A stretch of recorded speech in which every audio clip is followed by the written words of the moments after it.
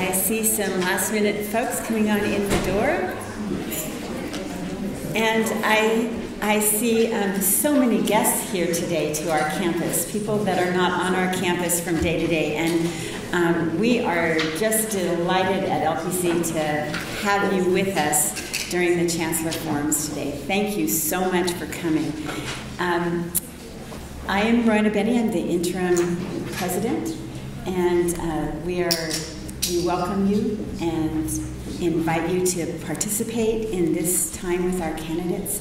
We're very delighted to have Dr. Lisa Avery with us today for the forum, first hour, and we will formally welcome her in just a minute. But I would like to take a moment to review all the ground rules as we work our way through this hour.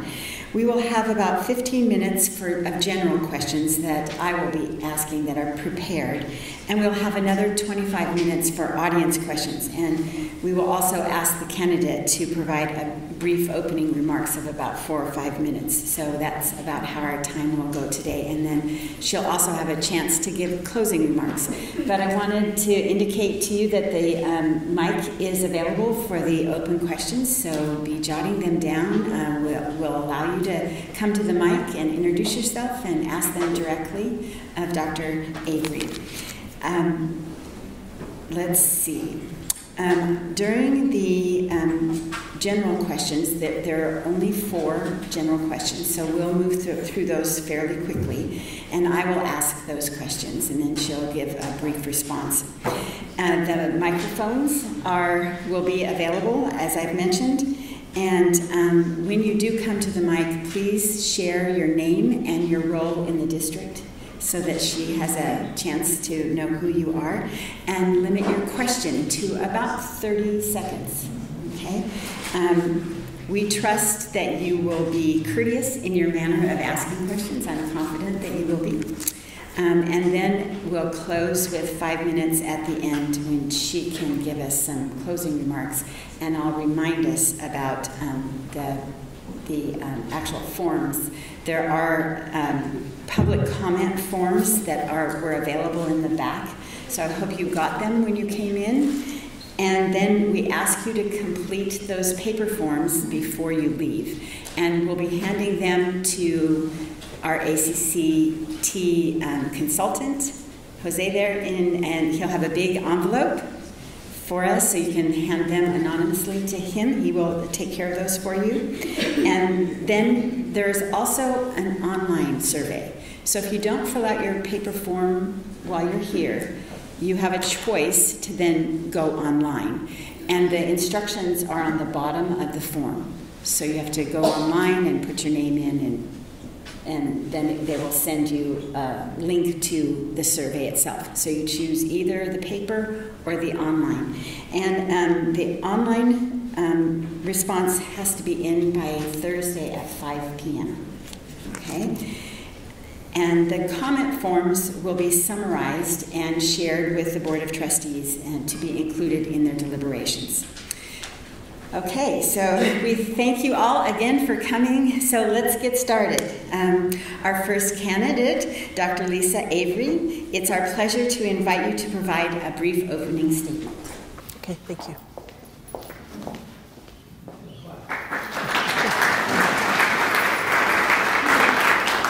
Good morning, and thank you for having me. Can you all hear me back there in the cheap seats? Okay. Just like students or church, most people are around the back, but we will invite others up front and center if they should come in late. So it's my pleasure to be here. It's my surprise to see the sunshine. I woke up in a very foggy hotel room a few hours ago and wasn't quite sure I would be able to see much of campus today. I want to thank Bruce for getting me here and a little drive where I was able to see some of your famous grapevines. So I'm very, very pleased to be here this morning. I wanted to tell you just a little bit about my background, why I'm here, who I am, and save much of our time for dialogue because I'm sure that you have a lot of questions for me. First, though, if you don't mind indulging me, I want to just do a poll of kind of who's who. So how many of you are faculty? Okay. I know it's a teaching time, so thank you for being here. I understand that others may watch online. Staff? Okay. admin support or administrators? Okay. Most of our students are in class. Are there any students here this morning? Okay. Do you need a written excuse to miss your class, or you're okay so far? We'll get you there in time. And any board members? Okay, I will be coming back and seeing them in separate meetings next week. So did I miss any categories? I think we covered most everybody. Well, I'm just pleased to see who's here. Wanted to take the pulse of the room in terms of how many of our instructors were able to be with us. Let me just tell you about my background and kind of how I came into higher ed and why I'm in higher ed and what my personal mission is and how I think it fits here at LPC and in the district. I am a Midwesterner, as you can occasionally tell on my A sounds. A Cubs fan, so I would be spending some time at the Giants Stadium rooting against the Giants for the Cubs should they come to visit into town. There are Chicagoans are everywhere and tend to be rather a boisterous fan group. And I am a first-gen student. My parents had me when they were still in high school, and back then it was a harder educational journey, so they were not able to go to college. My father actually had to turn down some sports scholarships because of the scandal resulting from having a child in high school. So he did not earn any degree until in his 40s he completed his associates at Ivy Tech outside Gary, Indiana. And I will say it was a 4.0. He earned his associates the same weekend that I finished my doctorate. His GPA was a little higher than mine. But for my dad, education really transformed his life. He was able to move, and really the community college helped him move from a tough working class job where he was working hard, getting dirty, spending time hurting his body really to try to make a living for the family, and was able to move into an office job. He completed, at around age 50, he completed his bachelor's degree.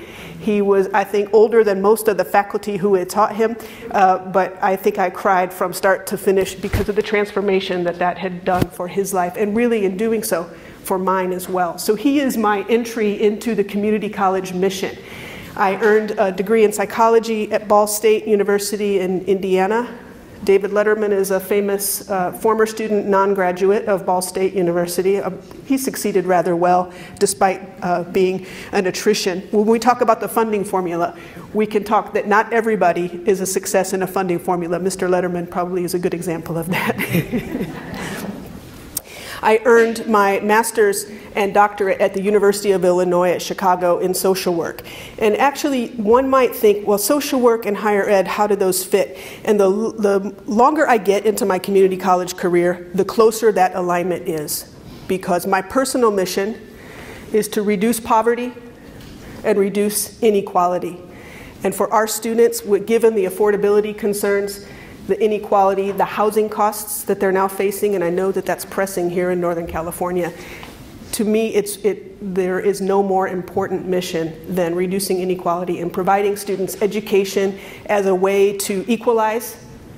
And these days in our political landscape, earning an education is a bit of revenge, right? It helps our students climb the economic ladder and succeed despite what are often tremendous obstacles to their success. So my professional roles, and I'm going to skim through these quickly so that we can get to a lot of Q&A. I started the first 10 years of my educational career as a full-time instructor. Those to me are the most important, the most foundational, and teaching and learning are part of what I do every single day. And so for me, I want to make sure that that comes out really clearly. Even if I'm a bureaucrat in a budget meeting, what is my frame is teaching and learning. And I think that that's important for you to know. I was promoted to associate dean and oversaw programs in ethnic studies, aging studies, drug and alcohol studies, and took a position at Spokane Falls Community College as an interim dean of social science.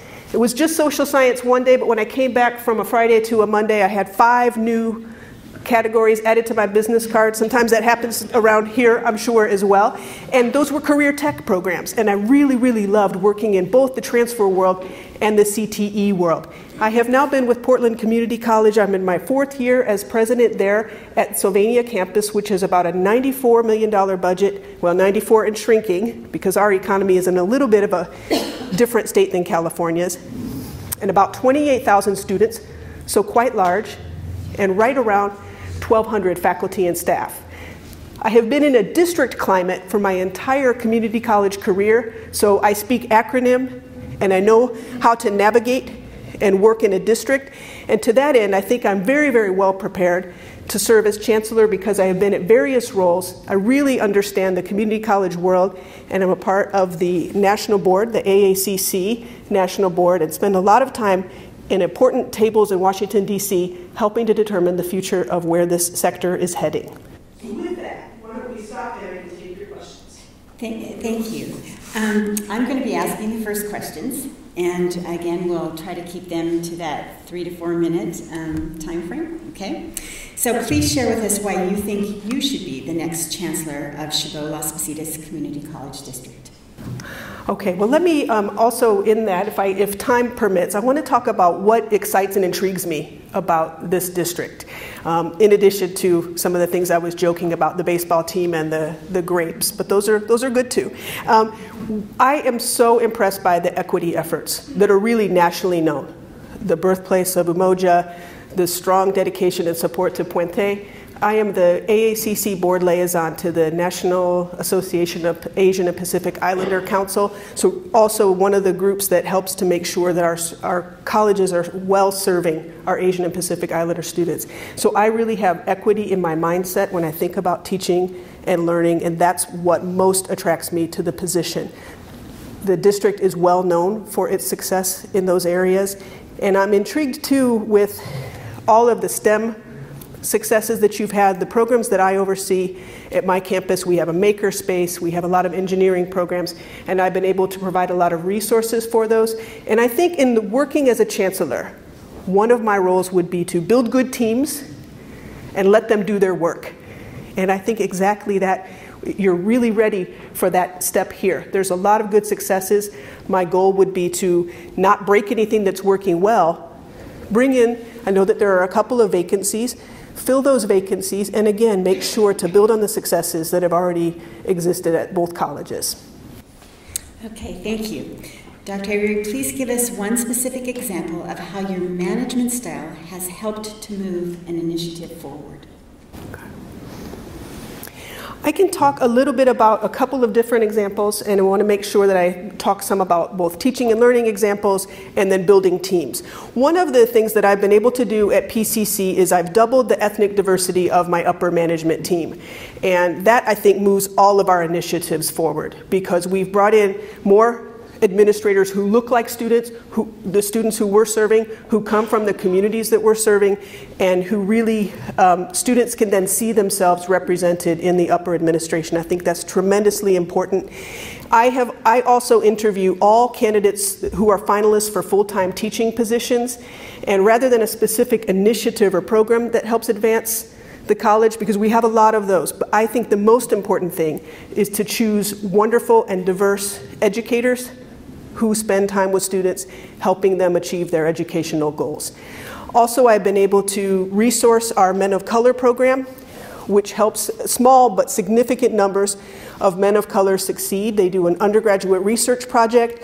Even though the budget in Oregon is very, very tight, we provide funding for them to travel to, I think it's at UC Davis, a Men of Color education conference where they can link, network, and then present their own research. So that's one example of a whole lot of different areas where we've been able to provide resources. And I think the way that my style fits with that is, again, being an adaptive leader, being a good communicator, but putting the right teams in place for them to be able to do this work to help students lift up their economic circumstances. Thank you. Please describe your financial management experience. Okay. Well, I already alluded to a very, very large budget, and I have to say it's harder to be in a budget downturn than it is to be in a place where enrollment is up and things are going well. Although I'm getting quite used to having to say no. So let me talk about what I said already. We have a $94 million biennial budget and large numbers of faculty and staff. Oregon, though, is in a challenging fiscal circumstance because we have a huge pension obligation that has been unfunded by the state. So when I return to campus Thursday morning, I will be in the State House. I have meetings with 4 different legislators set up to show them that we are deficit spending. We will soon be turning students away. We don't have the resources to to make sure that our CTE programs, nursing and others that are at my campus, we are having to turn students away because we don't have enough, we can't pay faculty to teach the courses. We don't have enough money for the equipment. And so it's my job to then go to the State House, go to private funders to try to make a case for why these requests need to be funded. When I first got into higher education administration was fall of 2008, which was big recession time, as you may recall. And so about 2 months later, and it wasn't my fault, but the economy completely crashed. I was a brand new associate dean, and it was my job. The dean gave me the task to try to figure out how to meet our cut. We had to actually send money back to the governor because it was a budget rescission year in Washington State. We had to give money back to the governor, and it was my job to figure out how to do that without layoffs and without canceling any programs, and I did. But what I did was, and this really alludes to the style question, I put all the information up on an Excel sheet and asked folks what they thought. Asked faculty and staff, what could we do? Could we combine sections? Could we bring in some of our distance programs so that we're traveling less? Could we use some online to supplement but not to replace? What could we do to have higher fill rates in classes, but make sure that we're still offering students the educational opportunity that they signed up for? So we were proud to do that with no layoffs. And it was, as a new administrator, quite a challenge. But I'm pretty good with data, statistics, and spreadsheets, and that's something that is very, very useful every day. Thank you. Tell us about a time that you failed, and how did you rebound? That's a good one. So talking about failure, and I try to talk with the, students about this and let them know we're real people, right? We've all, even though you might think that because somebody has an advanced degree, the student might find that to be intimidating, we've all failed, and in lots of different ways. Probably one of my early and profoundly upsetting failures was I was hiring for a high-level position. I was a chief international officer in Spokane at the district office. So I've worked at the campus and at district in my roles in community college administration. And I was hiring for a position that was I don't want to say too much because I know this is going to be saved online, a position that was an important one, and it was time sensitive. And I needed to make sure that I filled it if I could. The finalists came in, and we didn't pay very well. And so and of course, when you run a short search with a low salary, sometimes you get what you pay for. We had 2 finalists, neither of whom, for this particular position, really, I have a very, very good barometer for who to hire and sometimes who to not hire. Those are important administrative decisions. I went forward with one of the candidates, even though I, in my gut, felt he would not succeed. And he didn't. And to me, that failure, I failed him because we then, in a couple of years, had to terminate. I failed the students that we were asking him to serve. And I failed my colleagues by providing a poor example of what to do when you're not certain. Sometimes no action and just waiting is better than the wrong path. So what I have done in the subsequent and how to rebound is I'm much more careful about the timelines for searches. I ask even more questions. I do better background checking, and it's all about fit, right? If all the finalists essentially have the bare minimum on the qualifications, then it's about fit for the organization and the diversity that people add and how they are going to serve the college and the students well in the long term. So I have failed 3 searches since then because we didn't have the right combination of characteristics for the position.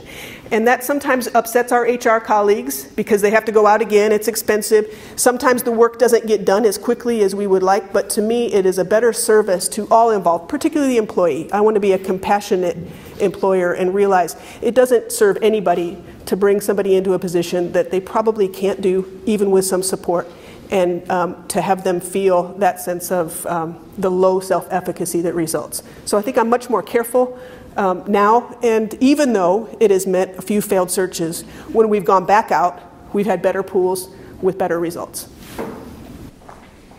Okay, thank you for your responses to our described, our prescribed questions, and now we're going to move to a time where the audience can ask you some questions. So you're welcome to start to move to the mic, and remember that you have 30 seconds to ask your question. So we'll get started. I'll move out of the way and let Dr. Avery sort of have the show.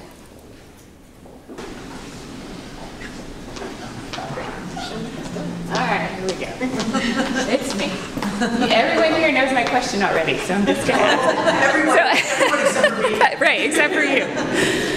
My name's Frances, and I run the community education program here on campus, and I'd just like to hear some thoughts that you might have about contract and fee-based education as it relates to community colleges. Yes, we have, so could everybody hear her question? Maybe you all knew it anyway, but let me talk some about that. And at PCC, I have to say we have a large community and contract ed division and, that provides, for instance, we use our CNA, the Certified Nursing Assistant, if my acronym is correct, is all provided through that.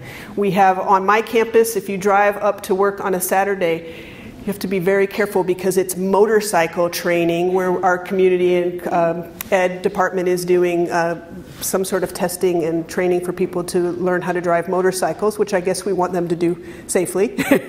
And so we have a large division for that. My philosophy is it's a great way to reach out to the community. We have a bond program at PCC, and I know you've had successful bonds here.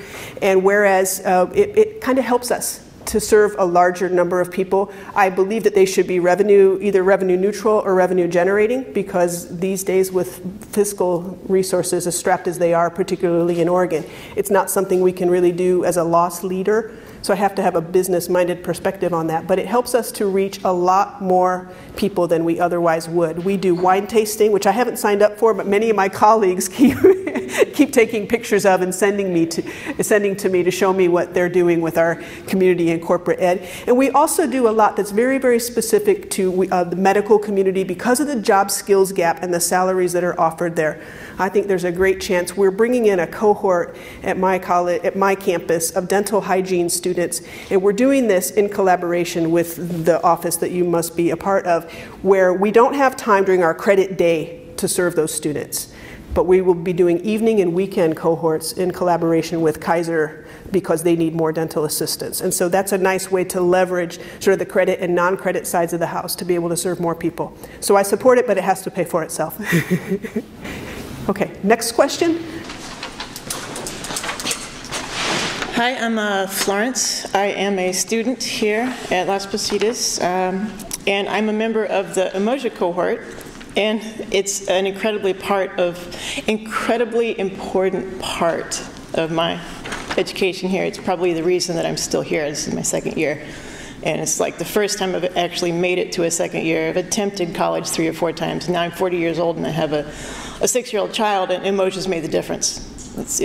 And so my question to you is, how do you define student success?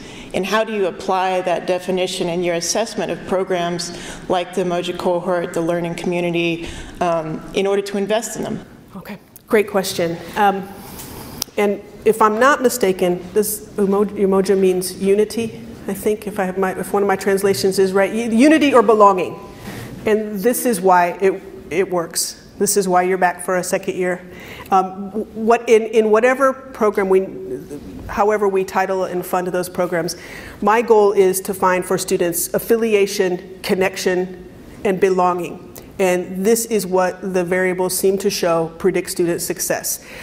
I mentioned earlier a little bit about the funding formula, and I know that that's something that is worrying many of the community colleges in California, because not every program is necessarily on paper going to show that the variables had a causal link to graduation. We know it's a combination of factors.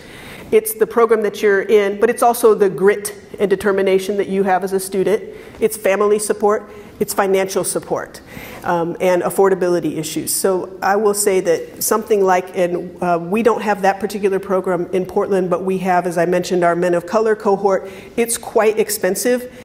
On paper, it's not going to pay for itself in terms of tuition or enrollment.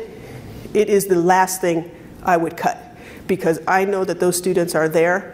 They're coming back for a second term, sometimes even just to come back for a second week is a success for students. They're there because of that affiliation, connection, and belonging that they feel in the program. How do you throw that into a spreadsheet and make that all work bureaucratically? Well, it's a mix. It's just, I mentioned dental hygiene earlier. Nobody's going to make money teaching dental hygiene. I have that at my campus. It's over $10,000 per student FTE. However, we have a lot of classes in history, sociology, and other divisions that we almost kind of run those, and they help offset what the cost is of dental hygiene. They're both good. They're both important. And when we put it into one big spreadsheet, you assume that some of those things roll up together. And I don't believe that you have to have a causal connection to graduation or specific outcomes, because you can't capture all of them. So what the variables are that we try to look at is the number of student participants, the number of lives touched. And so anything that can help student parents, for instance, is something that I have continued to invest in, because in doing so, we not only help the student, but her or his child as well. So trying to spread those as sort of intergenerational outcomes, to me, then if we're really helping two people, you and your child, that cut the cost in half. And it's a great investment to make.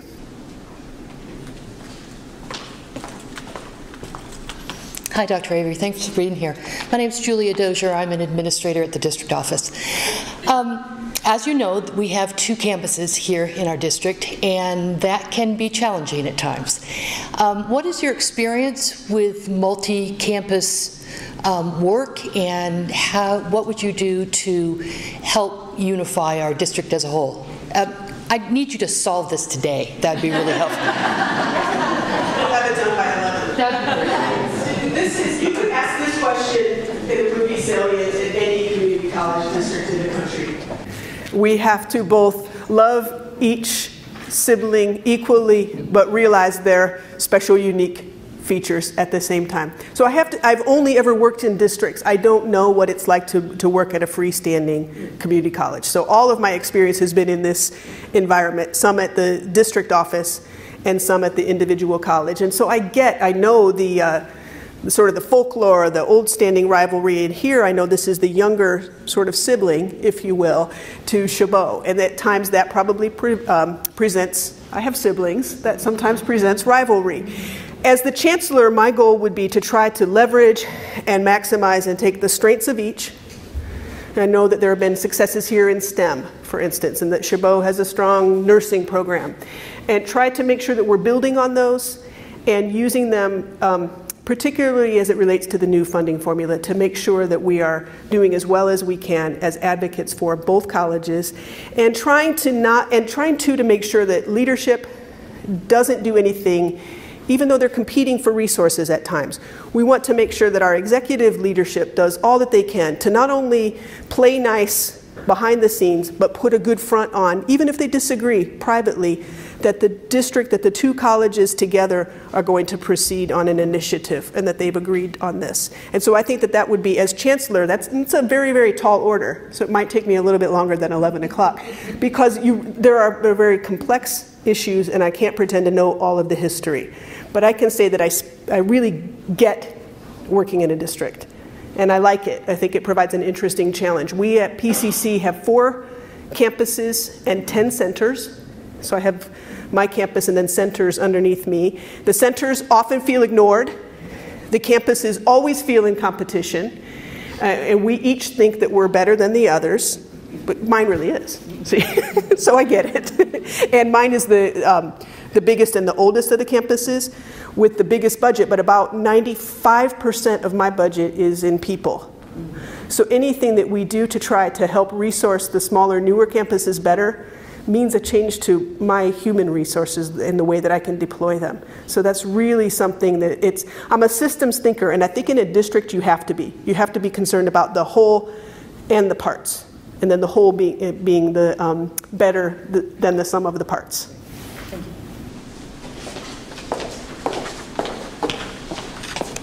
Hello, I'm Maria Gan Bayer from the district.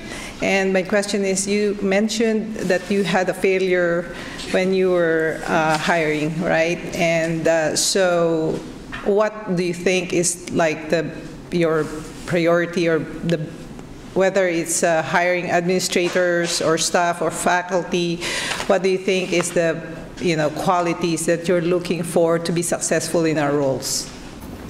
Okay, so I think, and could you all hear the question pretty well? What is the most important thing around hiring, I think, and to make sure that people are successful in their roles?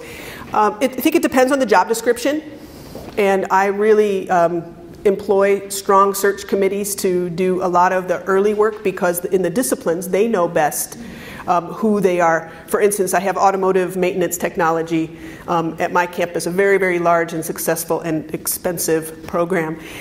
When they hire, they're usually looking for, say, a brakes person or a transmission expert. Well, I pay people, I have no expertise in brakes or transmissions, right? So I view and vet those final candidates, both of whom I assume, it's usually 2, sometimes 3 finalists, who I can assume are good at either brakes or transmissions, and I wouldn't know, frankly, if they weren't.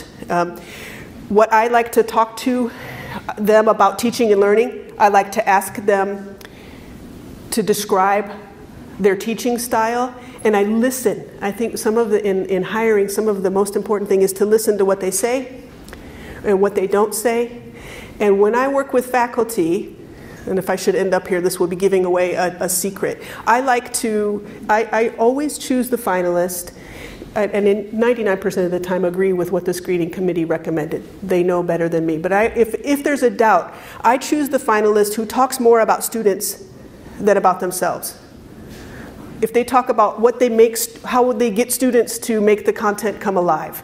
If they talk about how they use small groups to convey the learning. If in their descriptions they're talking about students rather than themselves as an expert on a stage with a microphone like this, that's the instructor I want, is the one who can make the content come alive. So in terms of teaching and learning, that's really how I look at faculty hiring. And to a certain degree, I don't think administrative work is that different. We have to, though, make sure that we hire for fit, for diversity, for equity, and some sense that we can make sure that we have a representativeness among our faculty and staff of our student body.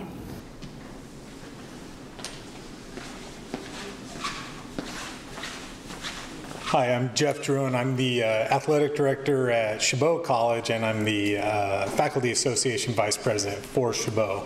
And my question is, what is your experience and thoughts on working with collective bargaining units? Let me talk. I was hoping you were going to ask if I was excited to oversee sports, because yes, but that too.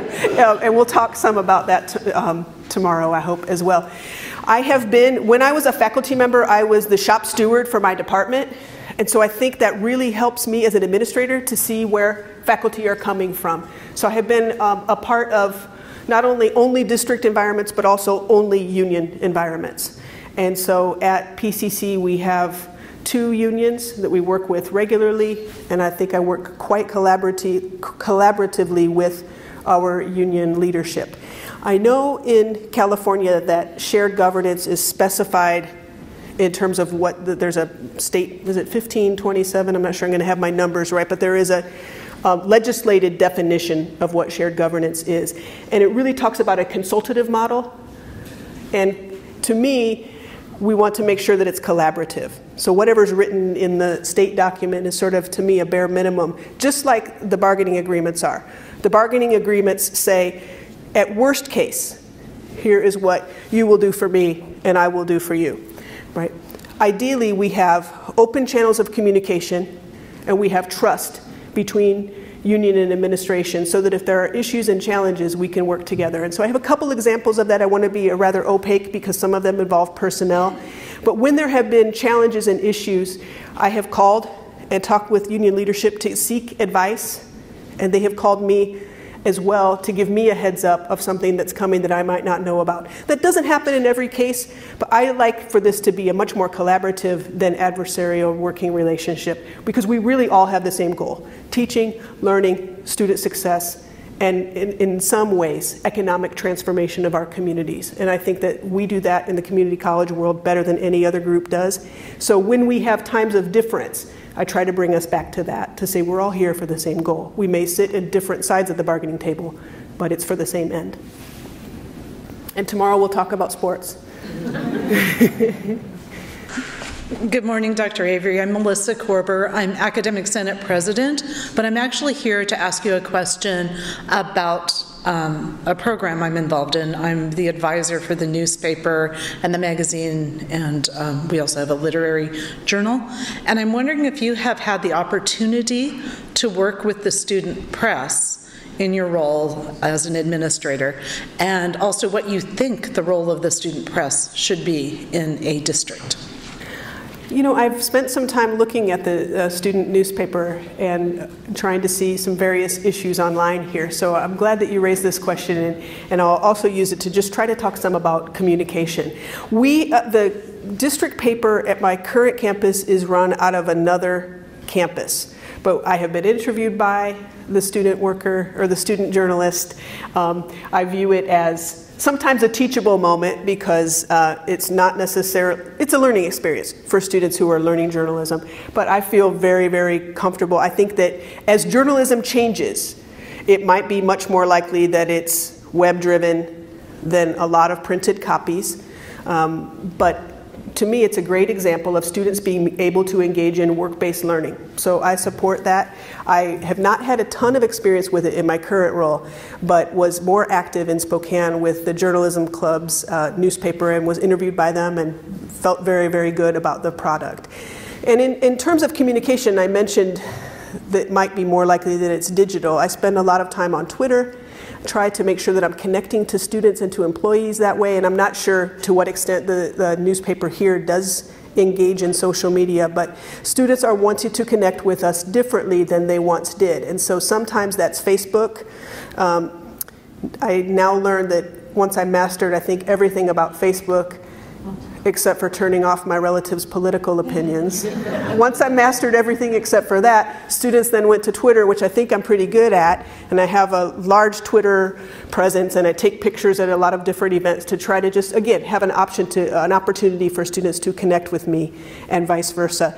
Now students have left and gone to Instagram, so I'm trying to find a younger student than anybody in my office to tell me about how Instagram works and how I might be able to use that again to connect. I have an account, but it is not yet my most successful social media entree. And all of this really is to try to put out ways that I can show my humanness or events that we're at. You know, when we're in the State House on Thursday, or when I'm testifying, like I have a bunch of times in the Oregon legislature, we'll make sure to have pictures of that too, because it helps to educate employees and students about what is it that you do all day. People who work at the district office, or what do our executives do in terms of engaging in community advocacy. So I think that's also important to do, but I would be happy to be part of ongoing newspaper support here.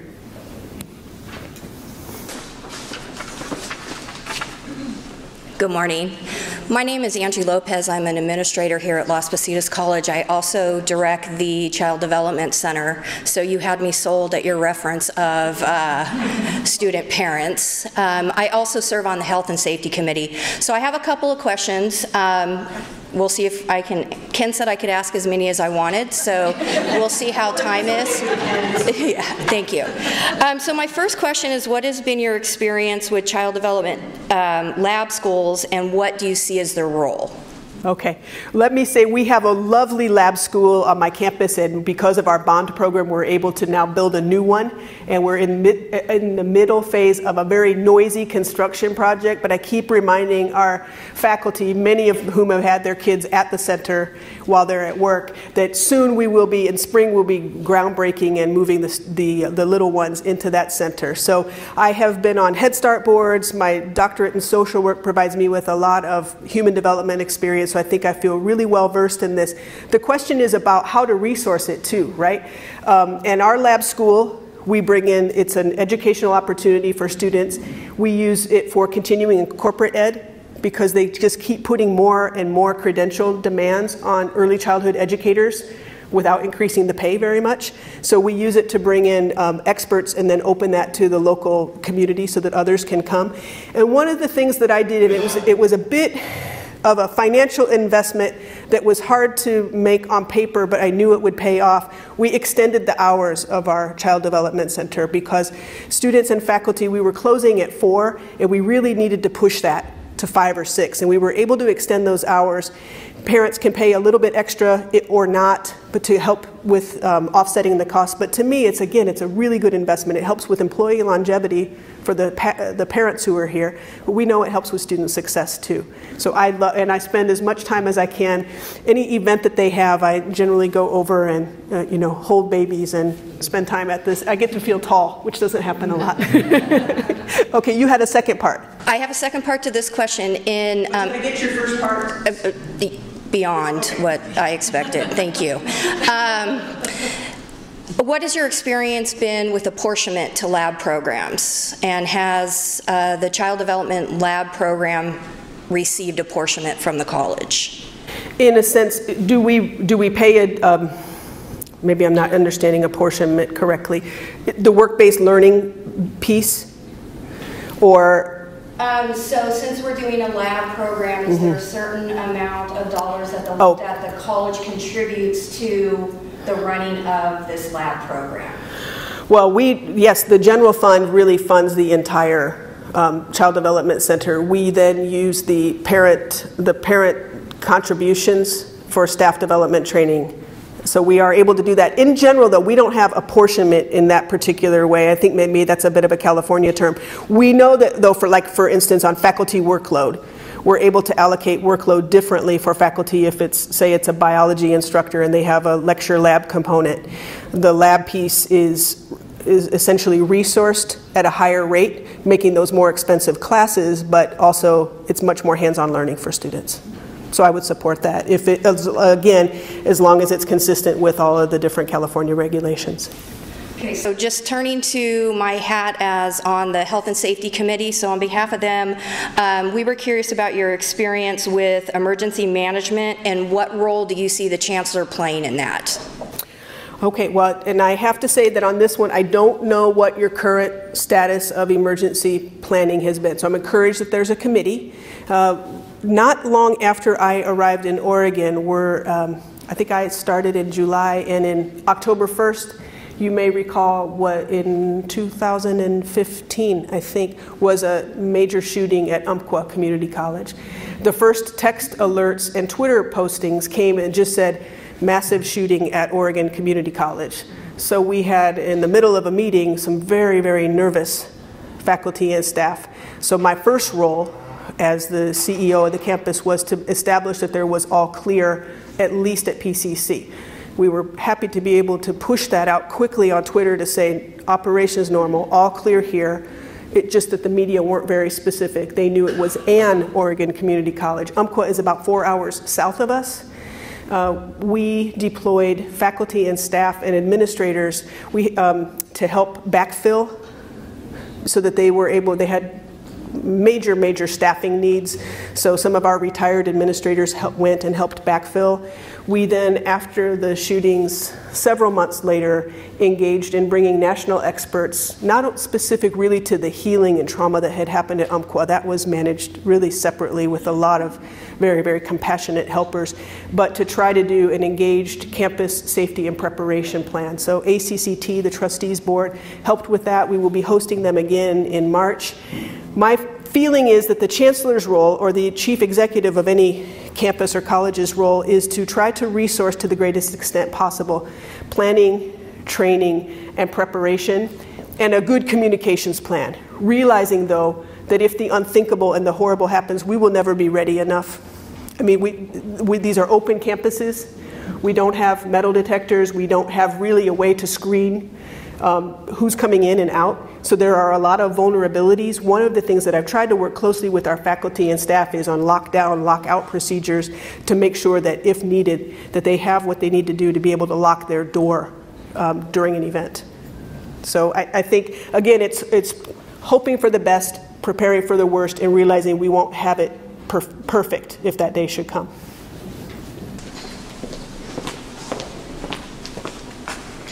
Good morning, Dr. Avery. Thank you for being here. My name is Kenneth Cooper. I'm the Executive Director of the Las Positas College Foundation. As you probably know, the district has its own foundation. We have a foundation here. There's one at Chabot College. I was wondering if you could talk about or share your experiences with helping to provide synergy to different fundraising needs. Okay, well, and I wasn't aware that the district has its own foundation. I saw some extensive reports from both of the campus, from both of the college foundations, but then there's a district fund as well. Okay, well, let me talk about what I've done. Am I okay on time? Yeah, we're just giving kind of like 5 minutes. Okay, I'm going to make it quick though so that we can get to these other questions if possible. I convene a President's Council now, which is fundraising and friend raising. We have a local mayor on the council. We are raising money actually for the child care to have a nice, very expensive but nice playground equipment outside, because that's something that our bond couldn't pay and that the general fund can't cover. We have a large gala. I usually have elected officials at my table. I feel very, very comfortable in that space. It was a little bit hard at first to ask people for money, but when it comes to our business partners, and I've looked at what some of them are earning, I feel a little bit more adept at that now. We needed an expensive piece of equipment for our dental lab, and it was $120,000, and so I was able to make some connections to get discounted equipment. They wouldn't give it away for free, but we got discounted equipment by just continuing to ask and to show that we are training the workers who are going to be in their facilities using that equipment. Now, in terms of synergy between and among the foundations, this is something I would have to drill down into and learn more about, but I'd want to make sure, and this goes for all district work, that we're working together, not at cross purposes, and that our donor lists are somehow collated to make sure that we're not making big asks of the same people. Okay. That was short, I'm sorry.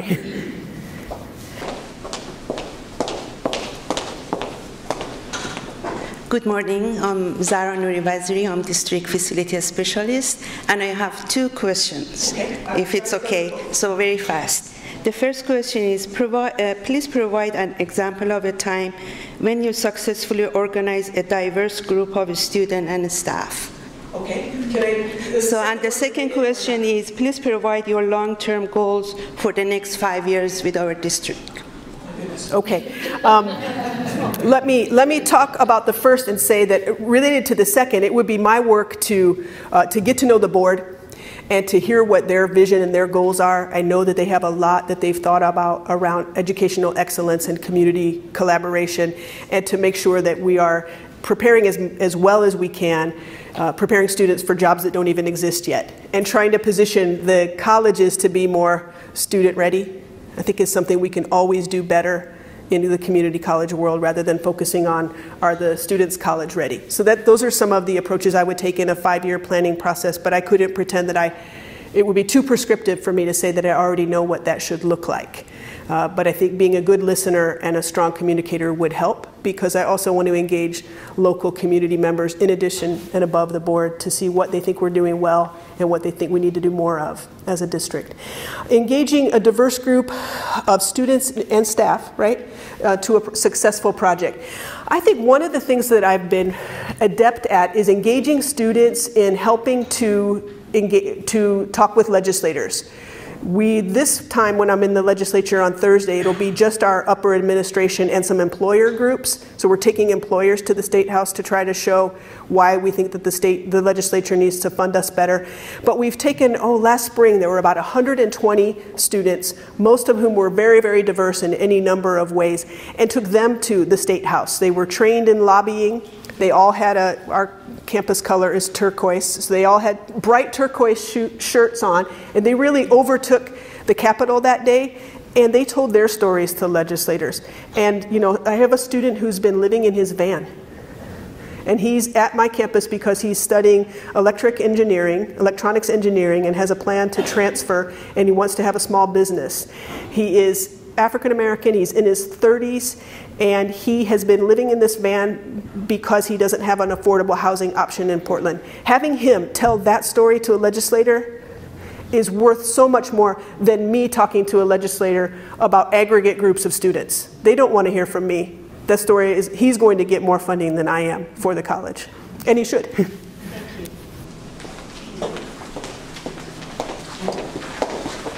John, we should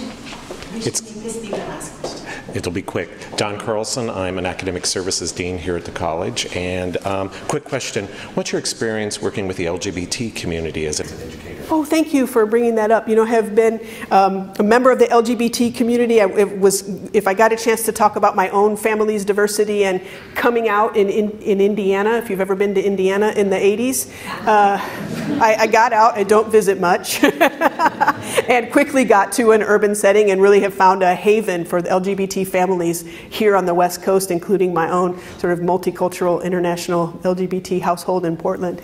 And we were able to resource a center to support LGBT students at Portland the second quarter that I was there. We cobbled together some funding. We have a full-time coordinator, and she has done great work with bringing in students and making sure too that it's open to LGBTQ students and allies, and helping with visibility. And it works very, very nicely and is located adjacent to our Multicultural Student Union, our Women's Resources Center, and a very also close collaborator with the Veterans Resource Center. So they're all kind of located in a similar space, and we have pride events. I was the keynote speaker at their kickoff and opening ribbon cutting for Campus Pride, and had to say, describing some of my own journey, I felt humbled by their being so brave. I felt older than I had in a while. And I was just touched that the students really still want, again, that affiliation, connection, and membership, being part of a campus community. So I have tried to do as much of that, provide students as many different kinds of those opportunities as possible. And it's also, we have a Pride Parade, and roughly 100 or so PCC employees march in our Portland Pride Parade. I usually hold the banner with one of my other administrative colleagues, and I'm so pleased and humbled to be part of the group. Thank you, Dr. Avery. And we'll have you hang on to your mic for just a minute, but I'm going to draw our attention again to the forum comment forms. So you're going to choose either paper or online, and if you have time to fill out your form now, and then be sure to hand it to our ACCT consultant, Jose, there. He'll have a big envelope, so you can put it there, or you choose the online option, and that has to be in by Thursday at 5. So, Dr. Avery, it's now time when we'd like to invite you to a closing. Well, I went through a lot in a very short time, so I don't know if I have any words left. And it's funny to say that you're a good listener, but to have to spend this much time just talking. So I have enjoyed hearing from you, seeing your nonverbals, seeing some of your reactions, and I'm always intrigued by the questions that people have, because to me that's very revealing about what it is that you're interested in, what you're looking for, and what you think about this as a workplace and as a community center. So I am just pleased and honored to have been here today. I'm very, very interested in this opportunity. I think it would be a great fit given my experience, my dedication to teaching and learning, and all that you do here in the district. I think it would be an exciting role, and I thank you for having considered me for the Chancellor position. I hope you have a good rest of your day.